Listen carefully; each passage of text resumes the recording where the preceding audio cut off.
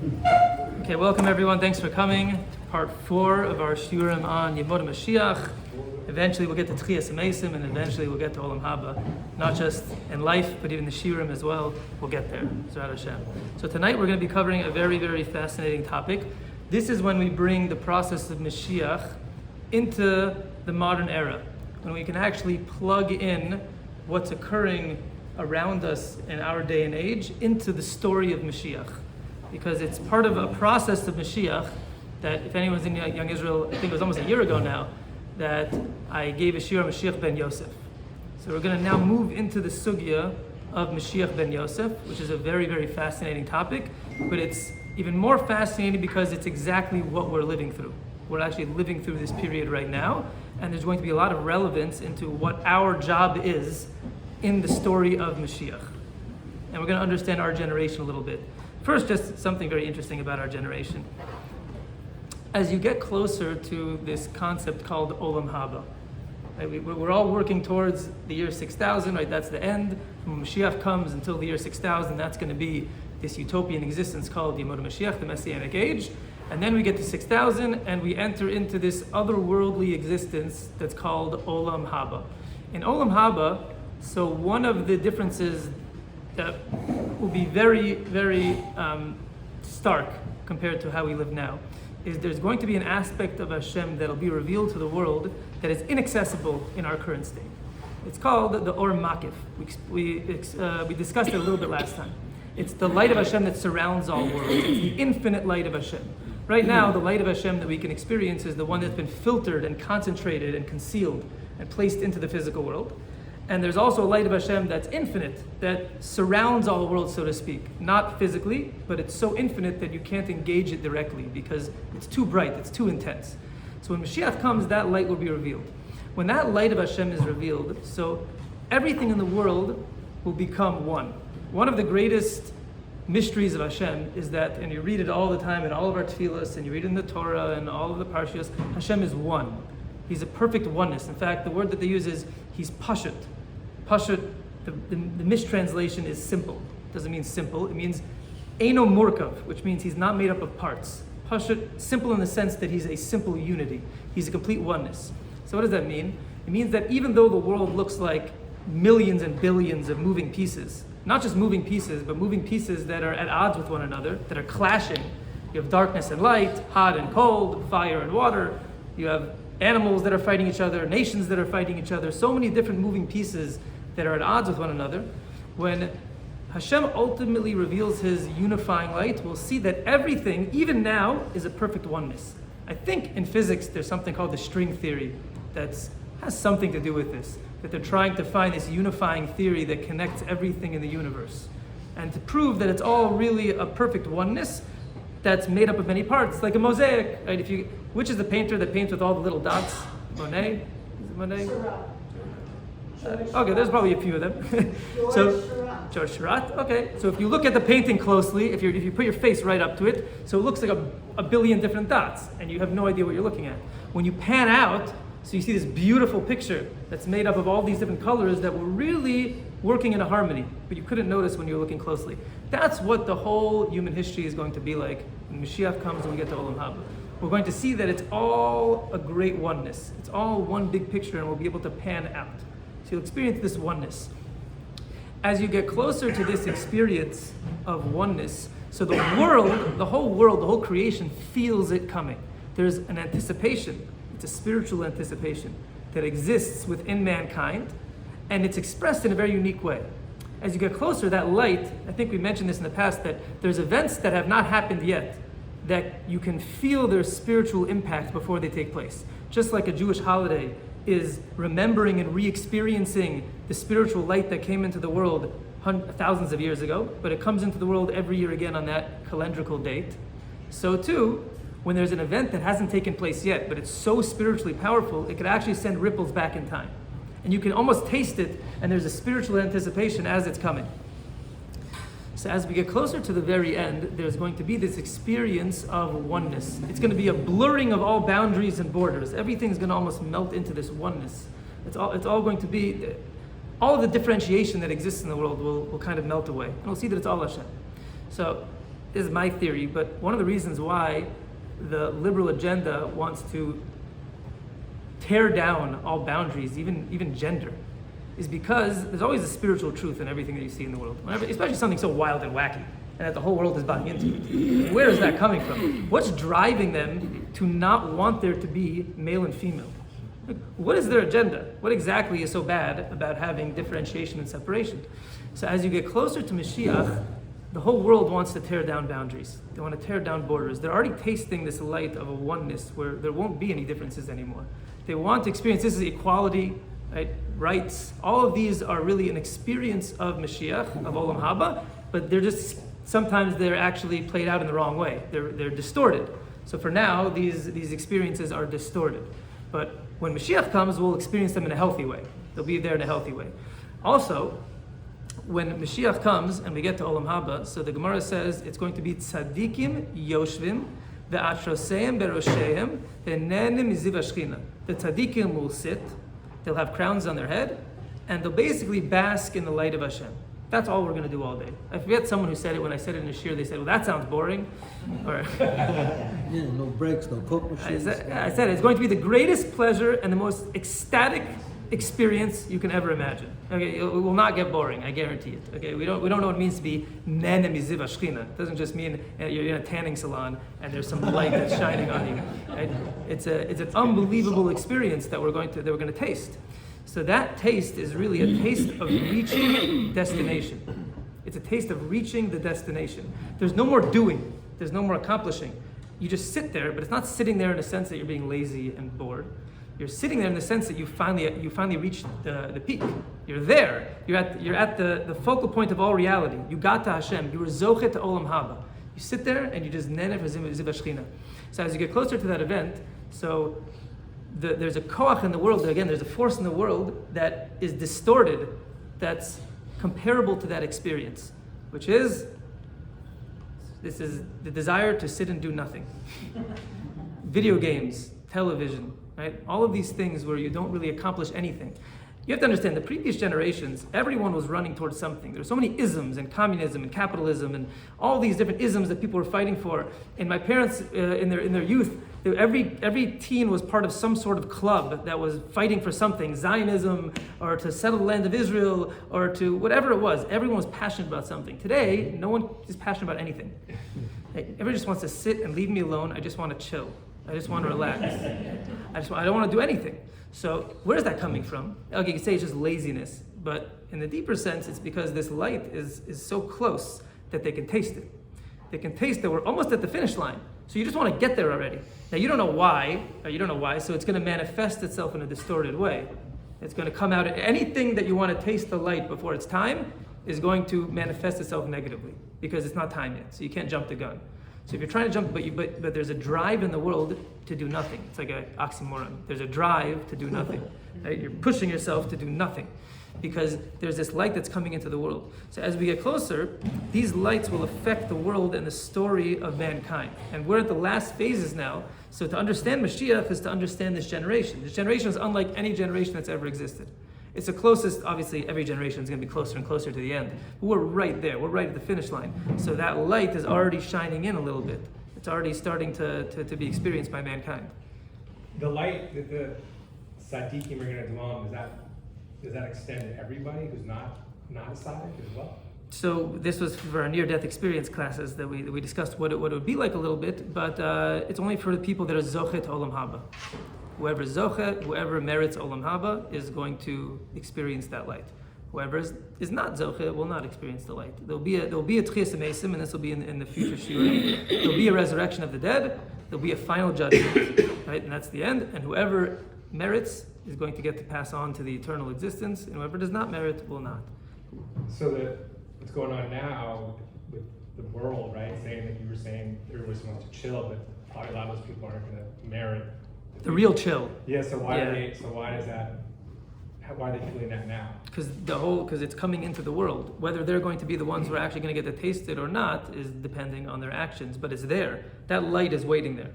We're right over here, and the light is right over here. Now, are they going to pass through to the other side? Not necessarily. But they can already taste it. Maybe this will be the only taste of the light that they get. You can even taste that light when you cross over to the next world in the Olam HaNeshamos. We spoke about in the near-death experience classes that many people, when they go into that world, they do experience this light. They experience this golden flow of light. Okay. Okay, so cycling. yeah, so that is a little bit of what we're almost tasting in this generation. But again, that's everything that's being distorted. That's all the negativity, the negative projection of what is to come. So now we'll discuss what is happening in the positive sense. What's the work we're supposed to be doing, not just the side effects of Mashiach, which are really manifesting in a negative way, but what is it that we're actually supposed to be accomplishing? So now we're going to get into the sugya of Mashiach ben Yosef. Okay, so very interesting to note, there are two Mashiachs. Now, even though it's a popular topic in the later writings that we have, mainly the Ramchal speaks about it a lot, and the Vilna Gaon, which were for the past 300 or 400 years, but if you go back to the times of the Gemara, there's almost no mention whatsoever of Mashiach ben Yosef. Almost nothing. There's one Gemara in the entire Shas that speaks about Mashiach ben Yosef. It's a Gemara in Sukkah, and it's not very positive. It says that in the future, there will be a tremendous wailing in Yerushalayim. There'll be a crying and a hesped. There'll be a eulogy in Yerushalayim. So the Gemara asks, who are they going to eulogize? And there's a machlokes, who are they going to eulogize? It's either going to be the Yetzer Hara, which will be shechted and destroyed, or Mashiach ben Yosef. Doesn't mean or, it means and really, but Mashiach ben Yosef. So that implies Mashiach ben Yosef is going to die. That's what the Gemara learns. Mashiach ben Yosef is going to die, and in fact, it brings a pasuk at Tehillim and says that Mashiach ben David is going to get to ask Hashem for one thing, and the one thing he asks for is life. And he says, please don't kill me like you killed Mashiach ben Yosef. So it's amazing. There's no context. Nowhere in all of the Gemara does it mention who this individual is, what his purpose is, what he's all about. It just says there's going to be Mashiach ben Yosef. He's going to die. Mashiach ben David is going to daven that he shouldn't meet the same death. And Hashem tells Mashiach ben David, don't worry, you're going to get to live. You're going to get to live. Okay, so that's all we really know right now from the entire Gemara about Mashiach ben Yosef. But the Ramchal and the Maral, they go into great depth to speak about him. And really, Mashiach ben Yosef begins all the way back with Yosef, right? All the way back to Yosef, and really to Yosef's mother, which is Rachel. Okay, now we'll discuss a little bit of Ramchal. And I didn't print the source sheets tonight because there's 41 pages of them, so it wasn't worth it. Although they're all translated into English as well, so maybe I'll post them on a WhatsApp group or something, and everyone will get to see them. But this took a lot of time to compile over a few years, so we'll just go through some of them outside. I'll try to discuss these concepts. So the Ramchal discusses the fact that Yaakov Avinu had to marry two sisters. Now, the Medrash says that was not the plan. The plan was not that Yaakov Avinu should marry Rachel and Leah. In fact, Rachel and Leah were supposed to be split up and have two different husbands. Who are the husbands going to be? Yaakov and Esav. Esav was supposed to be one of the Avos. We're supposed to have four Avos. Avraham, Yitzhak, Yaakov, and Esav. Esav had the potential to be one of the Avos. And Esav, as the Medrash says, most people are familiar with this, he was supposed to marry Leah, and Yaakov was supposed to marry Rachel. And the Gemara says that Leah, the pasuk says that Einei Leah Rakos, that Leah's eyes were soft. And the Gemara says, why were they soft? Because she was crying. She was crying all day because she was scared that she was going to have to marry Esav. She knew that she was destined, again, Leah, Rachel, Esav, Yaakov, they're all prophets. They all had Nevuah, and they knew what the plan was. And Esav was supposed to marry Leah. Yaakov was supposed to marry Rachel. Okay, so which means that there was two jobs in the world that were split. Hashem doesn't just create two pairs of avos and two sets of wives for no reason whatsoever. Each one had a separate mission in the world. There was a mission of Leah, and there was a mission of Rachel. Now, when Esav forfeited his right to be the firstborn, so Yaakov took both portions. At that moment, Yaakov became the individual who was going to marry Rachel and Leah, and the Jewish people basically took both objectives of mankind under their wings. So everything is now under the Jewish umbrella. However, it's still going to be split into two separate jobs. The jobs of Bnei Rachel, that's children of Rachel, and the job of the Bnei Leah. So we have to understand, what are these two jobs in the world? So the Ramchal says that any individual who is from the Bnei Leah is a very lofty spiritual soul. It's a spiritual soul that doesn't enjoy being involved in the physical pleasures of this world. It's not running after physical pleasures. it wants to kind of spiritually elevate, whether it goes into elevation through meditation or to go become a monk or a Buddhist. Right? These are the Jews that are attracted to the Far East, to spirituality. They just want to run towards something that allows them to transcend. They want to get out of the world. Those are the Bnei Leah. The Bnei Leah have very, very potent neshamas, and they're connected to the Eitz HaChaim. The Ramchal takes it all the way back to Gan Eden. And he says in Gan Eden there were two trees. There was the Eitz HaChaim, the tree of life, and the Eitz HaDas, Tov v'Ra, and the tree of knowledge of good and evil. The Bnei Leah come from the Eitz HaChaim, the tree of life. It's perfect, it's untarnished, it's pure, and it's spiritual. Then there's the Eitz HaDas, which is Das, it's a mixture of good and evil. It's like it corresponds to the physical world. So the Bnei Leah are the Eitz HaChaim, totally spiritual individuals. And you've met them. These are people that you go to their house and you can't believe like they live like that, but they're not bothered by it. They don't really care about this world so much. They're much more into their books. They're much more into intellectual stimulation, spirituality, whatever it is. They're not so into the physical world. Then you have the Bnei Rachel. The Bnei Rachel were sent into the world to perfect the physical world. They're supposed to engage the physical world. That is these people called the Bnei Rachel. And they correspond to Yosef HaTzadik, who came from Rachel. So you have Binyamin and Yosef. What did Yosef do in the world? So again, you always have to just go back and then you understand that. Yosef went down to Mitzrayim. He went down into the physicality, down into the Tumah. That's where Yosef went. And the whole time he became the CEO of the greatest country in the world. Yosef, it doesn't say that Yosef was learning Torah all day and davening all day. He was running the biggest economy in the entire world. Right? All of the wealth of all the nations came to Mitzrayim. At the same time, he remained a perfect tzaddik, even in the Tumah. His job was to go into the physical world and to elevate it. And it just like the pasuk says that Rachel was Yefas Marav, Yefas Toar. She was beautiful. She was physically beautiful, beautiful of form, beautiful of appearance. She represents the physical world. So you have these two people. There's the Bnei Leah and there is the Bnei Rachel. Okay? And they both have these unique jobs in the world. Now, Mashiach ben Yosef comes from Yosef HaTzadik, right? Comes from the Bnei Rachel. Comes to Bnei Rachel, from Yosef. So their job is to accomplish the same job that Yosef HaTzadik was sent into the world to accomplish, which is to go into the physical world and to prepare it for Mashiach. That's our job, to prepare it for Mashiach. You go into the physical world and you prepare it for Mashiach. Unlike the Bnei Leah, who remain spiritually aloof from the world. Now, if either of these two branches of the Jewish people separate from one another, they both fall apart. If you want to see religious extremists that they're disgusted by the physical world, they want to run away from the physical world, they don't want to elevate it, they want to become celibates, there's movements like this. So that is the Bnei Leah gone extreme. Why? Because they're not connected to the Bnei Rachel. The Bnei Rachel are the individuals that exist in the physical world. So they're not connected to them. If the Bnei Rachel disconnect from the Bnei Leah, if they just go into the physical world but they don't stay plugged into spirituality, so then they go off the derech. That's probably the majority of the Jewish people. Right? The majority of the Jewish people don't have a problem with Bnei Leah. They're Bnei Rachel, they just want physicality, they want money, they're enticed by the physical world, and then they just leave. They just leave. Right? So that's the Bnei Rachel. Now when you bring the two together, so then you have a beautiful symbiotic relationship. You have the Bnei Leah are the ones that are feeding the spirituality to the Bnei Rachel. The Bnei Rachel are taking that spirituality and elevating the physical world. And you have a perfect marriage. That's what marriage is supposed to look like. One is feeding the spirituality, one is taking it and developing a physical home. Right? That's what it's supposed to look like. So whenever they disconnect, so the Jewish people fall apart. The Jewish people fall apart. So the goal of the Jewish people is to bring these two forces together in the world. Now what is Mashiach ben Yosef supposed to do? Okay, so there's many sources that here in this packet that discuss Mashiach ben Yosef. And I'll mention just 3 of the goals of Mashiach ben Yosef. Okay? Goal number 1 is kibbutz galios, is ingathering the exiles. Mashiach ben Yosef is in charge of gathering the exiles back to Eretz Yisrael. Okay? Now, we live in a very special time.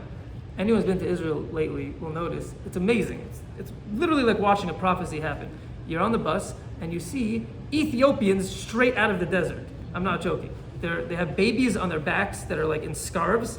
They're like tattooed on their faces, and they're from what nation? The Bnei Dan. They have a Masorah that they're from the tribe of Dan. Rav Ovadia Yosef looked into this. It was a very big controversy when the state of Israel brought them from Ethiopia to the land of Israel. So there was a big question: are they halachically Jewish or not? Can you marry them? Right? It was a crazy. This is a very, very serious question. So Rav Yosef looked at all of the proof, and he paskined that they are Jewish.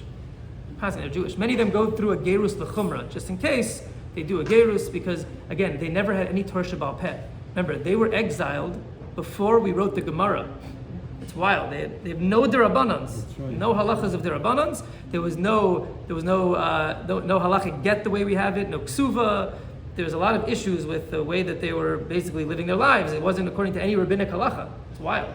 They were living a complete pre Beis HaMikdash, right? By Yisration, yeah. From the first Beis HaMikdash, not even the second Beis HaMikdash. They didn't know that Hanukkah existed.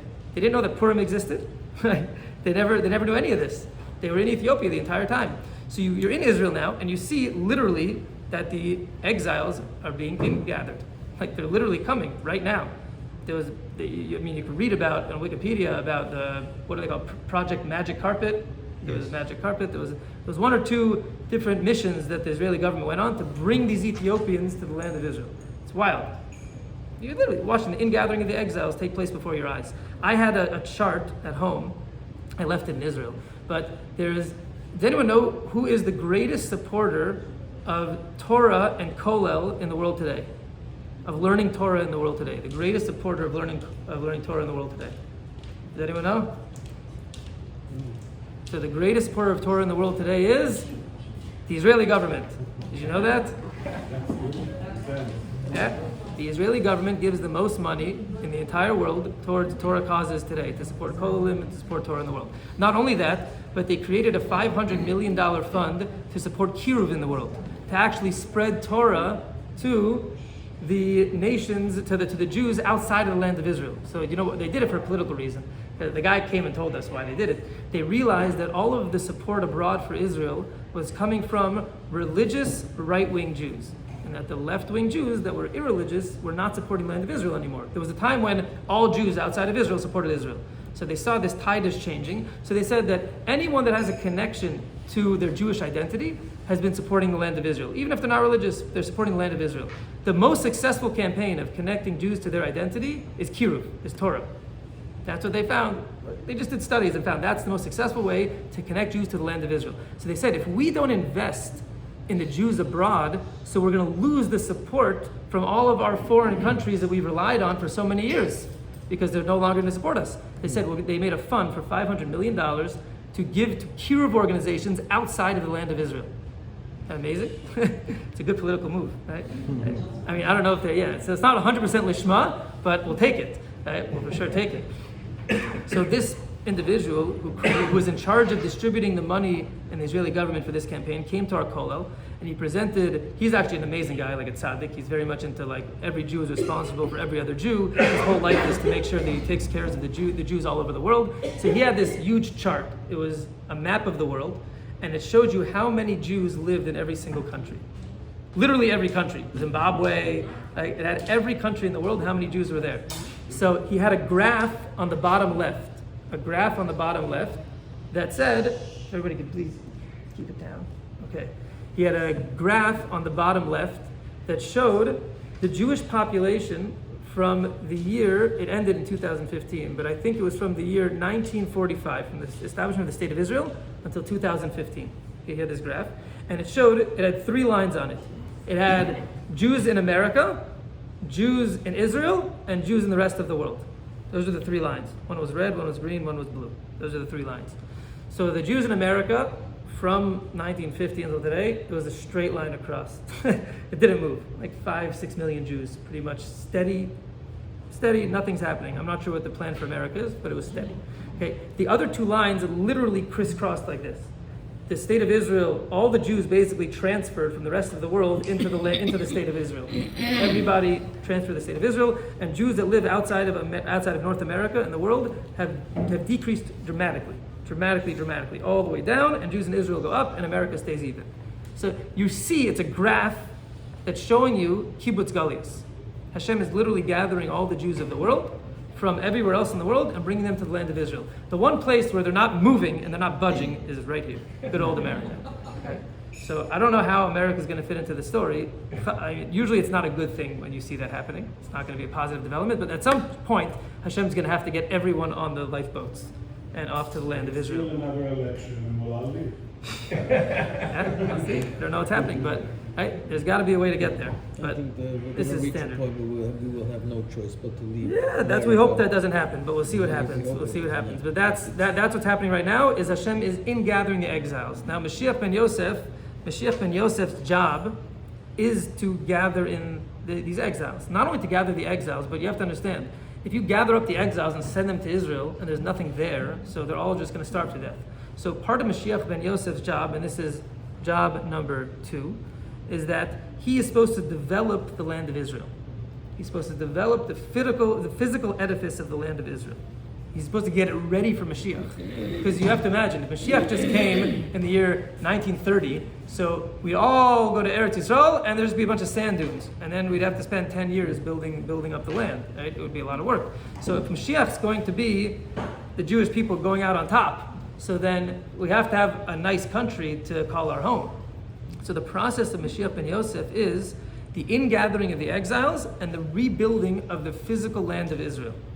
More importantly, the Navi says that what does that represent specifically is agricultural production in the land of Israel.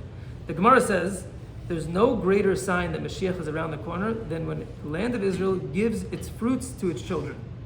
That's the greatest sign. It says, the Gemara goes through different signs of Mashiach. It says this is the perfect sign. When the land of Israel produces fruit and vegetables for the Jewish people. You have to understand, that did not happen for 2,000 years. We take it for granted that we grow fruit in the land of Israel, we grow produce in the land of Israel. 2,000 years, it was so barren that all the non-Jewish nations write that nothing can grow here.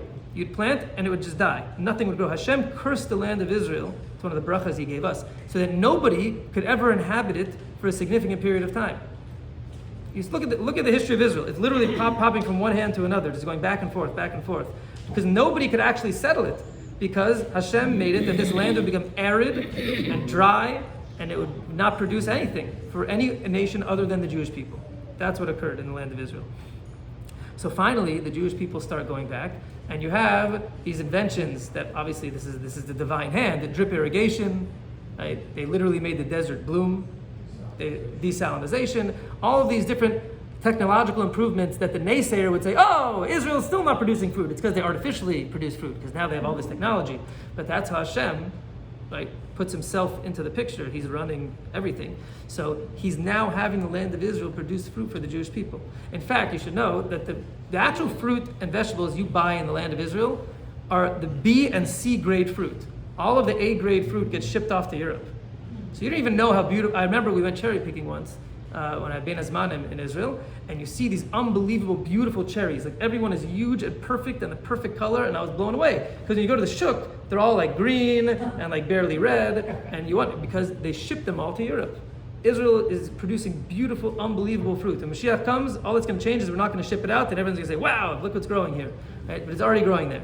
The land of Israel is already producing its fruit. I heard a story of, this was told in an Israeli kollel that I was actually there for Shabbos, and one of the Rabbanim there, so he has a farm and he works the land, and he says, he said this story, that there was an Arab village that had lived, he had lived in Gush Katif, and then he was kicked out after.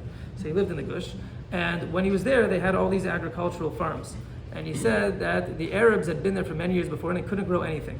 When the Jews got kicked out, so these Arabs had moved back in, and they couldn't grow anything in the very land that the Jews had successfully cultivated. So one of the Arab leaders of that village actually had a good relationship with the rabbi who had led this community before they were kicked out, even afterwards, like this, right? They had a good relationship. So he actually called this rabbi is telling the story. And he said, the rabbi was saying, he asked me, how is it that you guys grew here and we can't? We have your technology. It's not a secret anymore. The drip irrigation, they have it all over Israel. Anyone can use it. He said, nothing's going to grow here. So he said, ask your grandfather. He knew the person's grandfather. His grandfather was like the chief of their tribe. They were their Bedouins. He was the chief of their tribe. So he said, ask your grandfather. So when he asked his grandfather, he tells this back to the Jew, and he called him back a week later, so my grandfather started laughing at me. And he said, why are you laughing? So he said, don't you know this land only produces for the Jews? Like, we knew that. You knew that. It's not going to work for you. It's not going to work. Right? It's not going to work. So the land of Israel, it knows who's sitting on it, right? It knows who's there. So right now we're witnessing this process of Mashiach ben Yosef. Mashiach ben Yosef. Okay. Now the mashal is that before Hashem blows in the neshama, He first builds the guf. When Hashem built Adam Rishon, so He gathered the dust of the earth, He built a body, and then He blew in a neshama. He didn't make them both at once. He could have just taken a neshama and a guf and just popped them together, right? Make the guf at the same moment. It doesn't say that. The pasuk says He gathered Hashem. There was a whole, every hour of the day, He first wet the earth, then He gathered the dust together, and then He formed Adam's limbs. He made this whole experiment where Hashem was building the guf of Adam Rishon. In fact, you know what? I think I have here. Very interesting. The Gemara says what Hashem did every hour of the day before He built Adam Rishon. And I think I put it into a chart in here. And this corresponds to the 6th day of creation. So the 6th day of creation, as we mentioned before, corresponds to the last 1,000 years before Mashiach comes, which is where we are right now. Right, that's where we are right now. So here's my graph. I think I found it here. I hope I put it in. So we're now in the 6th day of creation. So whatever happened in every hour of the day is a metaphor for what's going to happen in our time. I'm sorry, I didn't put it in here. Okay. So if we had the first hour, He gathered the dust together. So He built Adam Rishon. So it means that there's going to be a whole process of rebuilding the land of Israel and rebuilding the Jewish people, the physical edifice of the Jewish people, but it's going to lack a neshama, which means all it's missing is a spiritual breath of life. That's going to be the job of Mashiach ben David. That's Mashiach ben David. Mashiach ben Yosef is like Yosef HaTzadik, right? Yosef HaTzadik went down to Egypt, and he prepared the way for his brothers. Yehuda was from the Bnei Leah. He's from the children of Leah. So is Levi. Right? Reuven, Levi, Yehuda. So they're from Leah. They came down afterwards, and the Medrash says that Yehuda built yeshivas. Yehuda built the yeshivas in the land of Israel, which means Yehuda was focusing on yeshiva. Yosef was focusing on building the physical land, preparing Goshen, getting the physical property ready for these holy brothers that were going to come and build the yeshivas in this land. So that's exactly what's happening. Right? That's this whole process that we're witnessing right now, is that these individuals are going to build the land of Israel, and they're getting it ready for Mashiach. Now, who are these individuals going to be? So the sources tell us, and this is Reb Chaim Vital, that any time Hashem wants to bring Mashiach into the world, He has to sneak it past the Satan. The Satan is always going to try to stop Mashiach from coming into the world. So whenever you see processes that are going to lead to Mashiach, on the surface, they're going to look treif. They're going to look not kosher. They're going to look negative. They're going to be very controversial. Because to do it in a kosher, lechatchila, beautiful way, the Satan's not going to let that happen. The forces of evil are not going to let that happen. So Hashem has to sneak it in. Obviously Hashem could do anything He wants. We're saying how Hashem wanted the world to operate is that He wants us to have free choice in the world. So just bring Mashiach in a beautiful way. No one is going to choose against that. Everyone's going to agree with it. Everyone's going to go with it. So Hashem has to make it somewhat controversial. So look at any relationship that resulted in the seed of Mashiach. So if you look at them, they're all very controversial. It starts with Yehuda and Tamar. We're not going to get into the stories now, but Tamar was dressing up as a prostitute. Very, very strange story in the Torah. Yehuda and Tamar. Then you have Lot and his daughters, which ultimately resulted in Moab, which resulted in Rus, who's the mother of Mashiach, right? Then you have, right, so that's another one. That's a father and his daughters, and Mashiach came from that. Then you have Boaz and Rus, which was very controversial. Boaz was marrying Rus, she was a Moabiyah, and according to halacha, people thought that you weren't allowed to marry a Moabiyah. Boaz was the Gadol Hador. Imagine the Gadol, the greatest rabbi says, the day before he married Rus, he paskined in public, you're allowed to marry a Moabiyah. He darshaned in the Torah. It means you can't have a convert from the men of Moab, not from the women, and the next day he marries her. So what do you think everybody was saying? Look at this Boaz. He's just twisting the halacha so he can marry this beautiful Moabite princess. What happened the next day after Boaz, after the wedding night of Boaz and Rus? Died. He literally died the next day. That whole story, the beautiful story, Megillas Rus. So no, they don't tell you the ending. They finally get married, and he dies the next day. The Gadol Hador. Do you imagine what everyone was saying? Oh, yeah, okay, so he paskins that now he says you're allowed to marry her, he marries her, and he dies the next day. Okay, yeah, we'll see how that relationship turns out. Okay, Mashiach comes from there, right? You have David HaMelech and Bathsheba. Right? That story in Tanakh is wild. That David HaMelech sent her husband to the front lines to get killed, and he stole her from this man, and everyone was speaking ill about David HaMelech, that he's a sinner, and that's where Mashiach comes from. Right? So Mashiach always comes from movements that are somewhat controversial. So this will get us into our next year, but I don't want to start it tonight. So tonight's show will be a little bit shorter because I want it to be the Hakdama. But next year we'll get into the fact that the controversy surrounding the state of Israel is part of this process. It's all part of this process. Right? Anything that has to do with Mashiach ben Yosef is going to be a controversial process because Hashem has to sneak it in. So when it comes to the state of Israel, it's always controversy and machlokes. There's all these different sides. We'll maybe go through a little bit of the history of Israel next year to understand how the process is taking place. But it's got to be controversial. And Hashem is planting the seeds for Mashiach. The state of Israel are the seeds of Mashiach. So is Mashiach one person, or is he a series of positions? When you describe his steps and things that are, or is it one person? So that we'll have to discuss as well. Mashiach ben David, it's very clear in the Rambam and all the sources we learned over the past few weeks that he's one person. He might have children, so he'll be a dynasty, but he's one person that develops the dynasty. Mashiach ben Yosef is actually in every single generation. There is a Mashiach ben Yosef in every generation. That's the Ramchal and Kinas Hashem Tzvakos. Maybe we'll learn it inside next time. It's a very complicated Ramchal, but there's Mashiach ben Yosef in every single generation. They're generally, it sounds like they're the Askanim. Anyone knows what Askanim are? Askanim are the Jews that deal with all the physical issues and the governmental issues for the Jewish people. Those are the Mashiach ben Yosef of every generation, and they're always involved in improving the physical status of the Jewish people, right? Trying to help us get our rights and help us support our schools and whatever it is. They're always trying to help the physical status of the Jewish people. And if they connect to the spiritual side of the coin, which are the kolos and those that are learning Torah, so then it develops into beautiful things for the Jewish people. But that's Mashiach ben Yosef. He lives in this world. Now Mashiach ben Yosef, we're just going to get into next time, but he's even more controversial than he sounds, because the soul of Mashiach ben Yosef, the first time it came into the world in the Bechin of Mashiach, the first time it was in the world was in Yosef HaTzadik. Then it came into another great individual named Yeravam ben Nevat. Has anyone heard of Yeravam ben Nevat?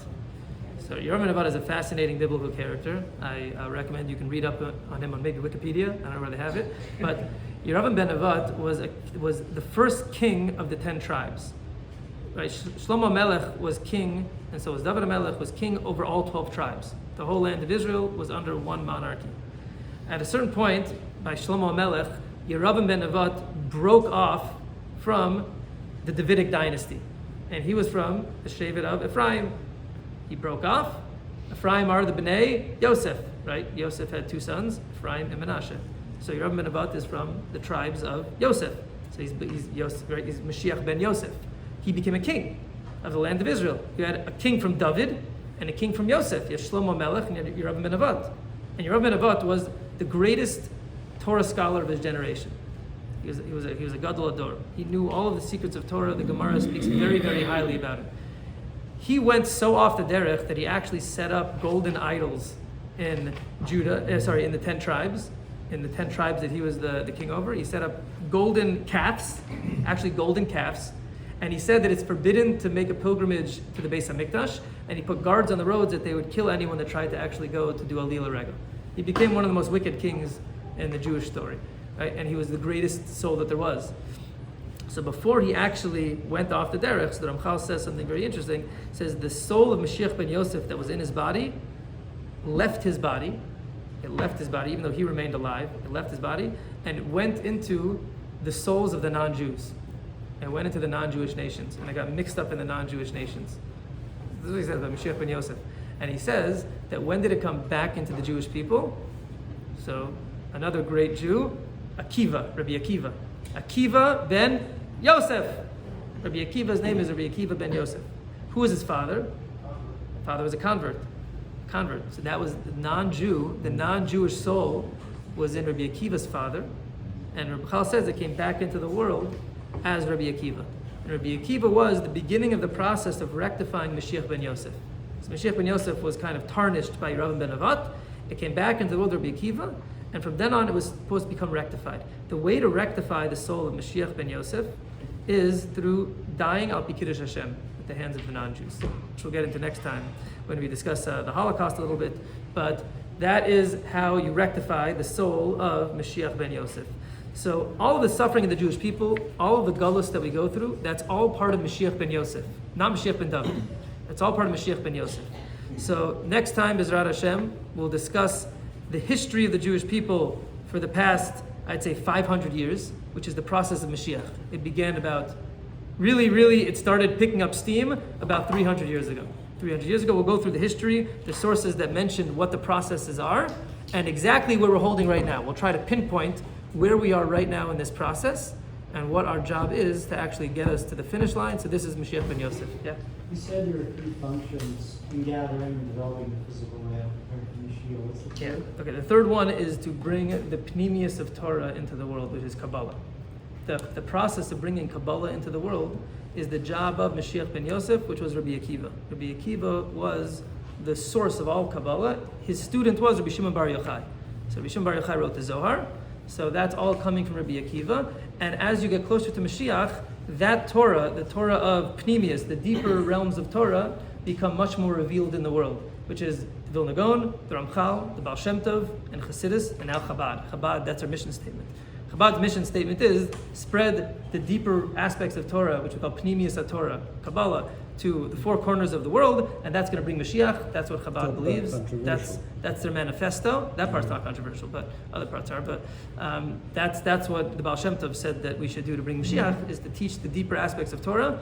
That's part of Mashiach ben Yosef, and that's perhaps why the Ramchal himself was the first one to bring this esoteric Torah into a very revealed and large audience. He brought it to the forefront. Before, these Sfarim were not necessarily learned by everyone. The Ramchal brought it forward. The Ramchal actually says that he had a neshama from Mashiach ben Yosef. He had a neshama that was connected to Mashiach ben Yosef. The Vilna Gaon said the same thing. We'll see in the Sefer Kol HaTorah, which we'll do next time. So it's not an actual person that you can put your finger on. It's a concept, or it's a process. There's people that are connected to it, yeah, but there's people that are leading the charge because they have a piece of that neshama. They're leaders of this movement. But yes, it's much more of a movement than Mashiach ben David. Mashiach ben David's going to be, Mashiach ben Yosef finishes it. An actual person. Yeah, a person comes and he becomes the king of the whole world. There's no other Mashiach ben Davids. Right? There's one Mashiach ben David. Mashiach ben Yosef, there's many. Yeah, but There's many. Go over a period of hundreds of years. And it says, and we saw in the Gemara, it says he's gonna die. It says he's gonna die. We saw in the Gemara, it says, right, Mashiach ben Yosef is gonna die. So the question is, does he still need to die? We're gonna see that it's a machlokes whether he has to die anymore. Maybe it was nullified. The decree was nullified. We'll see why. When was the decree was nullified. When was he born? When did he come into the world? He can't be one person that's alive. It could be. There could be one person at the end that's the final manifestation of Mashiach ben Yosef. There will be a war at the end of days. We'll speak about Gog and Magog and all these things that Mashiach ben Yosef is connected to, but that's going to be next year as we get into like the actual historical process of Mashiach ben Yosef. So we'll study that next time. Okay. Thank you.